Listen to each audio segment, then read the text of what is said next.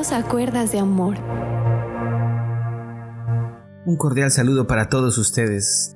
Queremos saludar a nuestra población colombiana, que nos ha abierto las puertas de su casa para escuchar este bello programa. Son muchísimas las ciudades donde nos están escuchando, que no podría nombrarlas en este momento, pero es en Colombia donde está el mayor número de oyentes, con un porcentaje del 51% de la totalidad mundial. Gracias, muchas gracias por estar con Cuerdas de Amor, por escogernos. Gracias por permitir que Dios entre a sus hogares a través de la palabra de Dios. Mi pastora Blanca de Arango se siente tan honrada de llevar la palabra de Dios y que en ella está la oración por cada uno de nuestros oyentes. Bueno, continuamos con este importante tema sobre las finanzas personales y familiares, y para este caso se tiene el tema del ahorro de dinero. El problema del ahorro es la falta de disciplina, y por eso es que tenemos un fracaso económico a largo plazo. Usted lo puede remontar en su casa, y es cuando éramos niños. No sé para ustedes, pero para mí sí fue ese caso, y es que en la casa nos tenían una alcancía, representada en un marranito, en un chanchito, y uno iba y ahorraba. Pero ¿qué pasaba en diciembre? Tomábamos un martillo y le figuraba al pobre marranito, ¡pum!, la partida, para luego ir y gastarnos en mecato, en compras y demás cosas. El problema de esa metodología es que eso también lleva a ser remontado a los tiempos actuales en cada una de nuestras vidas. ¿Usted se imagina que ese dinero que se ahorró durante un año se hubiera puesto en un CDT en diciembre, ¿sí?, a término de un año, y que nuevamente comenzamos en enero para luego llegar a diciembre y en vez de sacarlo para gastarlo, ese CDT y los ahorros, se hubiera retirado el CDT, los intereses, y adicionalmente se vuelve y se incluyen los ahorros que tuvieron en ese año? Significa que tienes 3 valores económicos que lo suman nuevamente para otro CDT al próximo año, para luego volver y revertirlo con intereses, ganándolos constantemente, así durante 10 o 20 años. ¿Usted se imagina en qué cifra iría ese dinero al día de hoy? ¿Usted se imagina el legado financiero que les deja a sus generaciones por ese simple hecho? Para este audio tomaremos el ejemplo de José. Génesis capítulo 41, versículo del 34 al 36 dice: Después, el faraón debería nombrar supervisores de la tierra a fin de que almacenen 1/5 parte de las cosechas durante los 7 años buenos.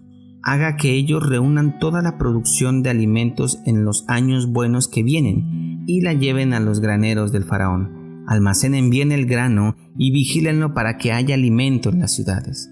De esa manera, habrá suficiente para comer cuando llegue los 7 años de hambre sobre la tierra de Egipto. De lo contrario, el hambre destruirá la tierra. Dios le da a Faraón 2 sueños muy similares que José interpreta con el mismo significado. 7 años de abundancia llegarán a la tierra de Egipto y seguidos por 7 años de hambre. Faraón lo pone a José a cargo de todo el país. De acuerdo a esta administración, el país es puesto a trabajar de inmediato, ahorrando grano. De ahí que se presume que salieron los mejores sistemas de riego en las cosechas, y los recursos durante los 7 años de abundancia fueron almacenados. Se empieza a trabajar diligentemente en el presente para ahorrar para el futuro.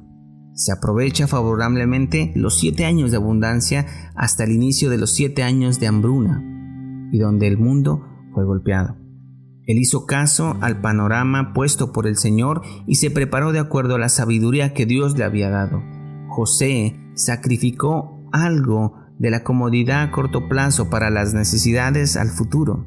Probablemente no estaba comiendo de los manjares de Egipto durante estos 7 años de abundancia, con el fin de ahorrar cada elemento que fuese necesario para más adelante. Este es un perfecto ejemplo de la fiel preparación. Es posible que no sepamos lo que vendrán en los próximos años o en los próximos días, pero siempre podemos ser fieles para prepararnos para lo inesperado.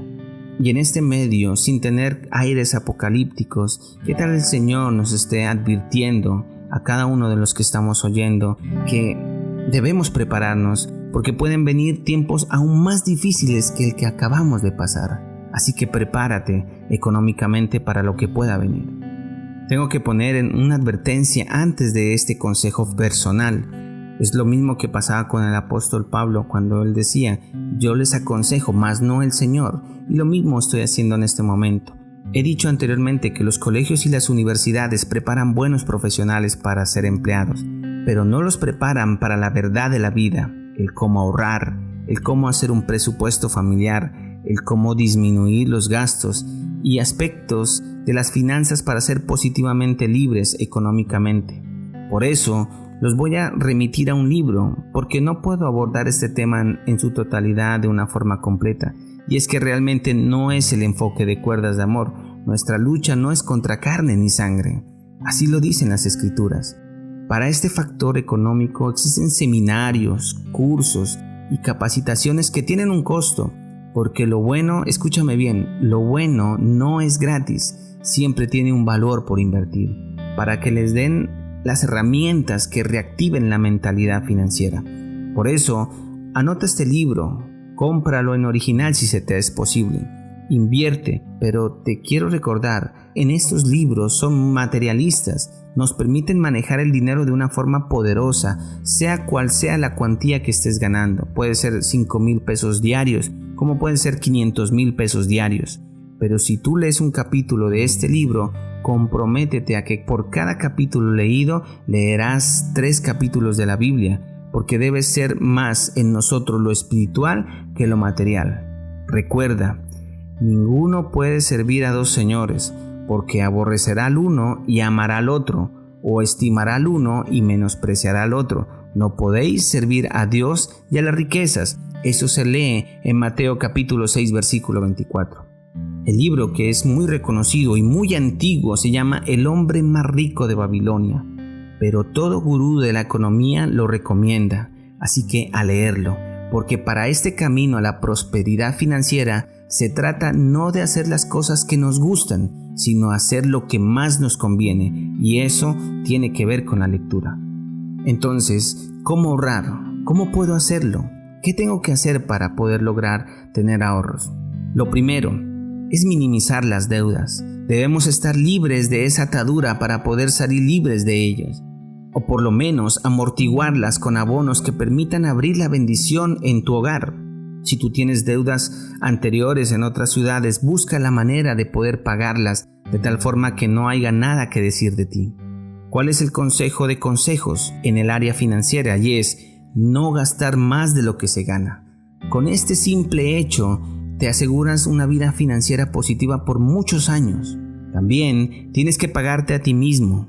Siempre debes de ahorrar el 10% de tus ingresos como mínimo. De entrada, inmediatamente cuando te llega tu ingreso, debes pagarte a ti mismo haciendo un ahorro, una cuantía para ti. Y eso debe ser almacenado en una cuenta bancaria distinta o en el sector donde tú lo almacenas, pero que no sea tan fácil su acceso, pues si está a la mano, te aseguro que ese dinero no durará mucho tiempo. Nunca presumas que este buen tiempo el cual puedes estar pasando es para siempre. Hay que tener siempre la precaución y estar preparado para los momentos difíciles. Algo muy importante, y de pronto va a hacer un poquito más énfasis en ello, y es disminuir los gastos al máximo. ¿No te has preguntado a veces por qué gastas tanto? En cierto momento, leyendo un libro, encontré una pequeña ilustración donde una enfermera tenía buenos ingresos económicos, pero resulta que al día 21 del mes siguiente ya no tenía dinero. Todo se le iba como si fuese agua entre las manos.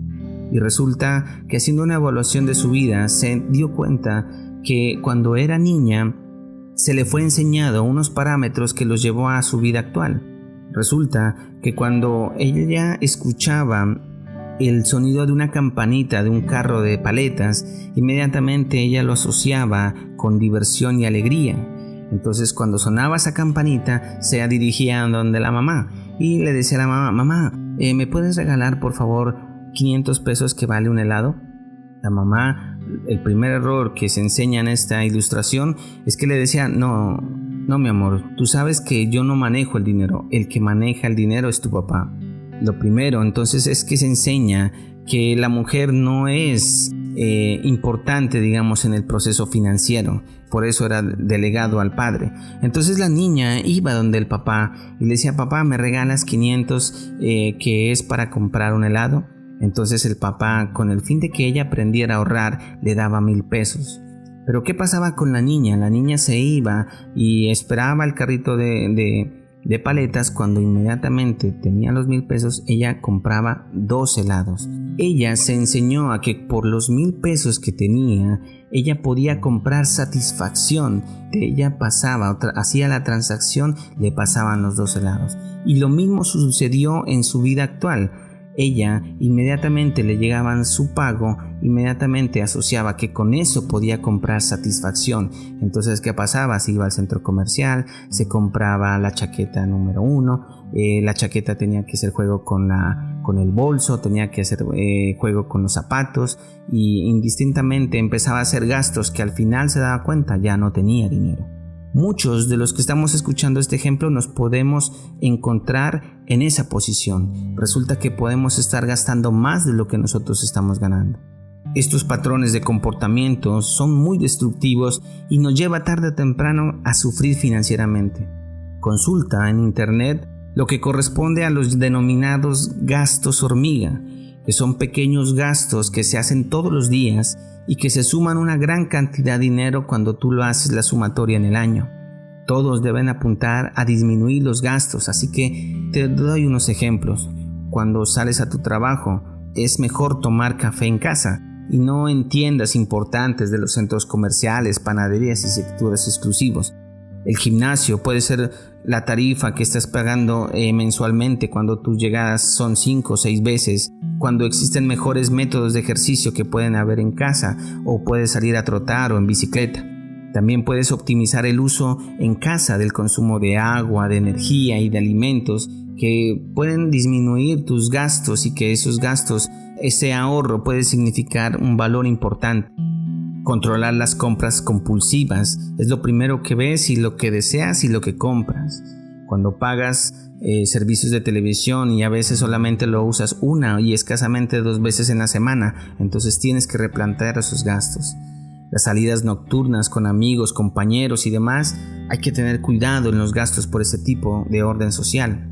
Recordemos lo que dice la palabra de Dios en Proverbios capítulo 6, versículo 6 dice: tú, holgazán, aprende una lección de las hormigas. Aprende de lo que hacen y hazte sabio. A pesar de que no tienen príncipe, ni gobernador, ni líder que las haga trabajar, se esfuerzan todo el verano juntando alimento para el invierno. Dios nos pone como ejemplo a un ser tan pequeño que ahorrar en verano para tener un buen invierno. Hay una frase de Warren Buffett que aconseja lo siguiente: antes de que compres algo, piensa, ¿qué pasaría si no lo compro? Si la respuesta es nada, mejor no lo compres. Un ejemplo de lo que dice Warren son los celulares inteligentes. Existen unos celulares que cuestan de 4 a 5 millones de pesos, pero si lo que necesitas, las necesidades que tienes de un celular, lo puedes resolver con un celular de 1 millón de pesos. Es simple lógica. Todo lo que ahorro debe apuntar a un mejoramiento significativo de la familia, ya sea para compra de una casa o de un activo. Recuerdan que les conté en audios anteriores que compré el jardín infantil por unas tarjetas de crédito y por un ahorro que tenía de 5 millones de pesos que me sirvieron para comprar ese activo que era el jardín. Si no los hubiera tenido, me hubiera sido mucho más difícil tomar la decisión de comprarlo. No podemos invertir nuestros ahorros en algo que no sume valor. Por ejemplo, muchas personas ahorran e inmediatamente se compran un carro o una moto, y aunque parecen ser necesarios, no es el destino adecuado para el crecimiento económico de un hogar. Hay una frase que dice: Dios tiene la parte más difícil del negocio. ¿Qué tal si en vez de sembrar la semilla, tuviera usted que hacer que el árbol crezca? Eso sí es como para desvelarse por la noche tratando de resolver ese problema.